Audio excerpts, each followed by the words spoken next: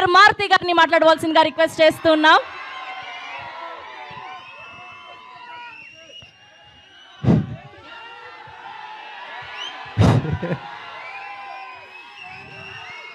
జై rebel star.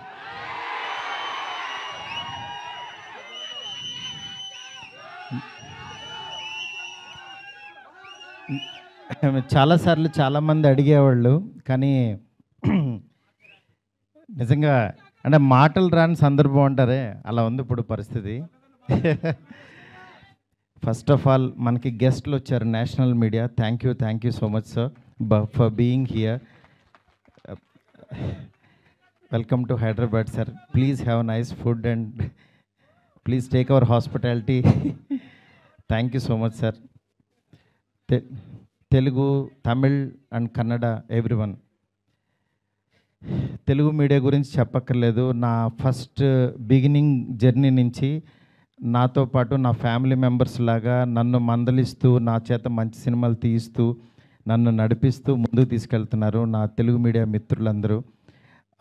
వాళ్ళందరికీ కూడా థ్యాంక్స్ అని చిన్న మాటతో చెప్పలేను. ఎందుకంటే ఒకళ్ళని ప్రత్యేకం కాదు, నాకు పరిచయం ఉన్న ప్రతి ఒక్కళ్ళు నేను మంచి సినిమా తీయాలని తాపత్రయపడ్డారు. వాళ్ళందరికీ కూడా పేరున చాలా చాలా చాలా థ్యాంక్స్. నెక్స్ట్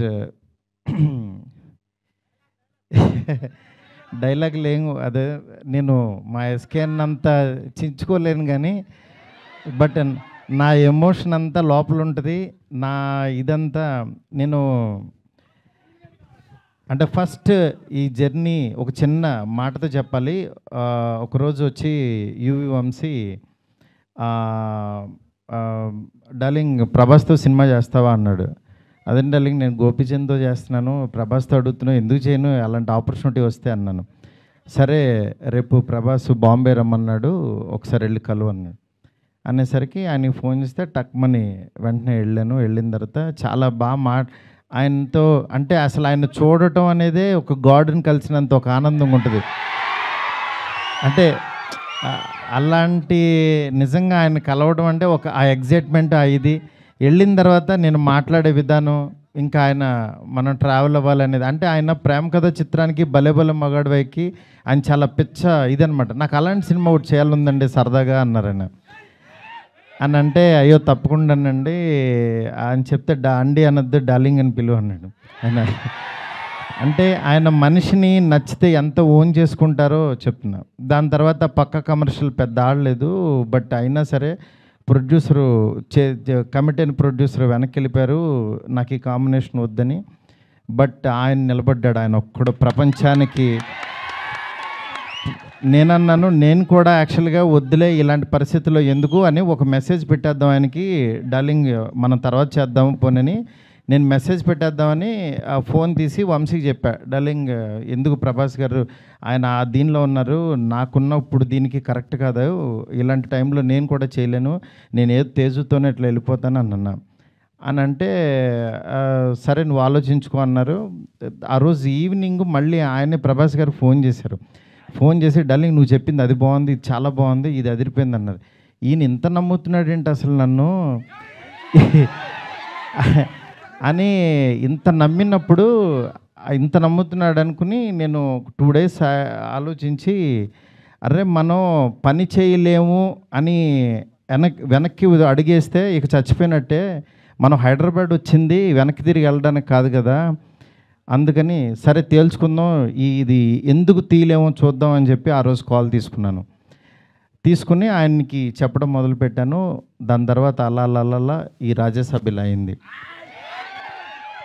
ఈలోపు యాక్చువల్గా పాపం ఫ్యాన్స్ మీ అందరికీ చాలా ఎక్స్పెక్టేషన్ ఉంటుంది. దానివల్ల ఈ కాంబినేషన్ కరెక్ట్ కాదేమో, ఎలా ఉంటుందో, అసలు ఈ కామెడీ ఎలా చేస్తాడు, ప్రభాస్కి ఒక ఇమేజ్ ఉంది, ఇలాంటివన్నీ చాలా డౌట్లు ఉండే అందరికీ మీకే కాదు అసలు మా ఇంట్లోనే డౌట్లు ఉంటాయి, ఏం నిజంగా నువ్వు ప్రభాస్తో తీస్తావా అని. కానీ నేను నా పెన్ను నా టేబుల్ కూర్చుని నేను ఒంటరిగా కూర్చుని అలా దాని వైపు చూస్తూ ఎందుకు రాయలేం, ఇలాగే కూర్చొని రాసిన వాళ్ళు చాలా అద్భుతాలు చేశారు, ఎందుకు అవ్వదు అని కూర్చొని రాయటం మొదలుపెట్టాను. అదే ఇవాళ రాజ్యసభ అయింది. నేను అంటే ఈరోజు చాలా ఎమోషనల్ డే. ఎందుకంటే ఓ అందరూ పాపం ప్రభాస్ గారిని మారుతితో అవసరం ఈ టైంలో అది ఇది నేను చాలా అడుగుతూ ఉండేవాళ్ళు. కానీ ఆయన మీరెవ్వరూ చూడండి, నేను తనలో ఒకటి చూశాను, మీరు వదిలేసేయండి అనేవాడు. అంటే ఆయన ఆయన ఇవాళ ఇవాళ ఇది టీజర్ లాంచ్ అవుతుంటే రాత్రి 2:00 ఫోన్ చేసి ఒక హాఫ్ అన్ అవర్ మాట్లాడాడు. ఆయన ఫోన్ చేసి డార్లింగ్ ఇది డార్లింగ్ అను చూసా డార్లింగ్ ఇలా అని ఏంటి మీ మీమ్స్ అన్నీ ప్రతి ఒక్కటి షేర్ చేశాను ఆయనకి. మీరు ఒకసారి ఆయన క్యాప్ పెట్టుకుని వెళ్తే రెబల్ గాడ్ పొద్దున్నే లెక్కగానే రెబల్ గాడ్ని చూపించావు, చాలా థ్యాంక్స్ అని ఎవరో పెడితే ఆ లుక్ ఆయనకి షేర్ చేసి చూపించాను. ఎందుకంటే మీ ప్రతి ఒక్కటి నాకు ఎస్కేని వస్తుంది, ఎస్కేన్ దగ్గర నుంచి నాకు వస్తుంది, నేను ఆయనకి చూపిస్తా. ఇది ఒక ప్రాసెస్ అన్నమాట మాది. నిజంగా మీ అభిమానం, మీ ప్రేమ ఆయన గుండెలు నిండా నింపేసుకున్నారు. కానీ ఎంత ప్రేమ అంటే మీరు అనుకుంటున్నారు మీరు పిచ్చిగా ప్రేమిస్తున్నారని, కానీ మీకంటే 1000 టైమ్స్ ఎక్కువ ప్రేమిస్తున్నాడు మిమ్మల్ని ఆయన. ఆయన కనపట్లేదని ఏదో చిన్న డిసప్పాయింట్ ఉండొచ్చు, కానీ మీకు బెస్ట్ ఇవ్వడం కోసం రాత్రి పగలు ఎంత తాపత్రయపడతాడో నేను కళ్ళారా చూస్తున్నాను. ఆయన ఏది లెక్క చేయరు అసలు. అంటే ఆయన హెల్త్ అని కానీ ఇది కానీ రాత్రి 2ంటికి 3ంటికి వాయిస్ మెసేజ్లు, డార్లింగ్ ఇది ఓకేనా, ఇది బాగుందా, ఏంటి ఇంత పిచ్చేంటి అనుకుంటాను నేను. మంచి సినిమా ఇవ్వాలి. నా అభిమానులు మామూలు అభిమానులు కాదు డార్లింగ్, వాళ్ళు ప్రాణం పెట్టేస్తారు డార్లింగ్ అంటాడు ఆయన. అలాంటి అభిమానుల కోసం యాక్చువల్గా మేమిద్దరం కలిసి ఒకటే అనుకున్నాం, డార్లింగ్ వింటేజ్ డార్లింగ్ చూపిద్దాం ఒకసారి.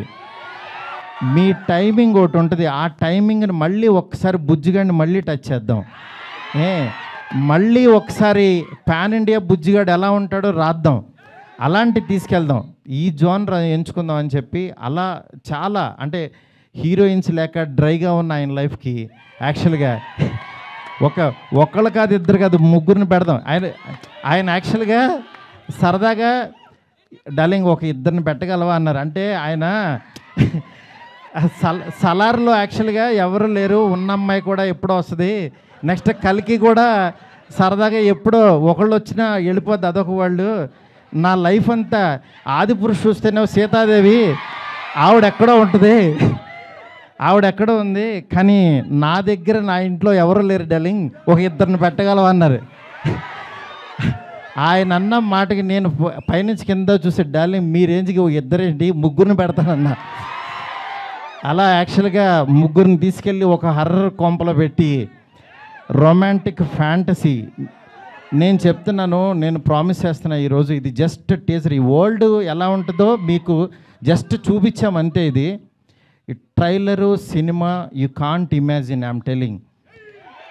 ఎందుకంటే నేను యాక్చువల్గా యాజ్ ఏ ఆర్టిస్ట్గా ఇందాకడ ఒక థియేటర్కి కట్అవుట్ పెట్టారు, అదే థియేటర్ దగ్గర చిరంజీవి గారి యాక్చువల్గా బ్యానర్స్ కట్టేవాడు నేను, పెయింటింగ్స్ రాసి. అంటే నేను ఆర్ట్ బ్యాక్గ్రౌండ్ నుంచి వచ్చా, రోడ్డు మీద బొమ్మలు వేసుకున్న దగ్గర నుంచి వచ్చా. నా ఆర్ట్ని 2D యానిమేషన్ చేశా, 3D యానిమేషన్కి వెళ్ళా, అలా చివరికి యాక్చువల్గా ఒక హాలీవుడ్ కంపెనీతో వర్క్ చేసే స్థాయికి వచ్చాను ఈ సినిమాతో. నేను అందుకని చెప్తాను, యాక్చువల్గా మీరెవరు దయచేసి టైం వేస్ట్ చేసుకోవద్దు, ఎవరు హార్డ్ వర్క్ చేయండి, డెఫినెట్గా వన్ డే మీది అవుతుంది. ఈరోజు నాది, తర్వాత రోజు మీది. అంతేగాని నేనేదో సాధించేసానని కాదు, నేను ఒక ఎగ్జాంపుల్ అని చెప్తున్నాను మీకు అంతే.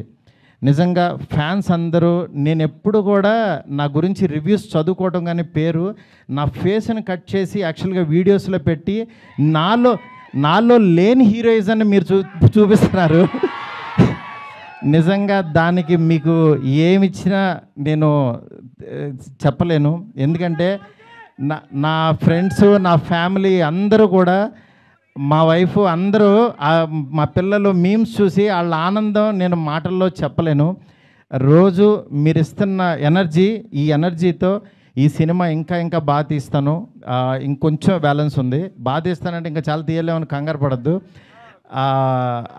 ఆయన వర్క్ ఉంది, నెక్స్ట్ అట్లాగే సాంగ్స్ ఉన్నాయి.